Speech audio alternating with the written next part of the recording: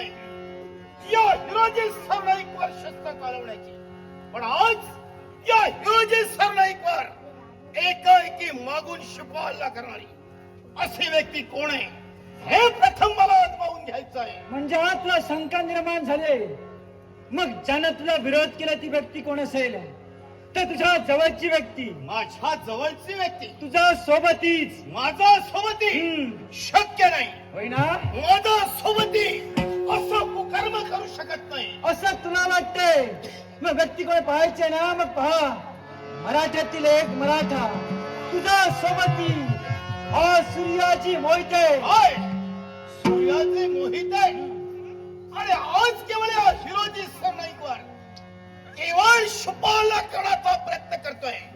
मला सांग रे, आज आम्ही कुणाचा वाईट केलं, कुणाचा घोडं मारण्याचा मी प्रयत्न केलाय म्हणून आज माझा मार्ग आपण रोखत आहात आणि शिपाहल्ला माझ्यावर मागून चढवत आहात. याला सर्वस्वी कारणीभूत तू आहेस. याला सर्वस्वी कारणीभूत मी. काय मी कुणाचा वाईट केलं? मग मला एक सांग रे, तू एक मराठा आहेस, मी सुद्धा एक मराठा आहे. मग प्रत्यमर्थ कर्तव्य असतं या भगव्याची सेवा करणं, भगव्याचं रक्षण करणं, सरस्त्याचं रक्षण करणं हे प्रत्यमर्थ कर्तव्य असतं. पण आज ते न करता तुझ्यातून घडतोय फक्त धर्मात्याचार. सूर्योदय, अरे इनामी इक्बाल, आतापर्यंत भगव्याची सेवा या हिरोजी सरनाईकने केली केवळ आलेल्या शत्रूला कंठस्नान घालण्यासाठी.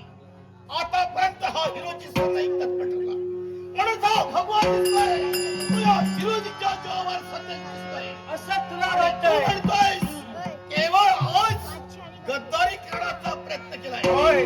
काय केला असा मी? काय केलंयस? मग ऐक, तुझ्या जीवनाची दोनच चूक. पहिली चूक कोणती असेल तर याच हिंदुस्थान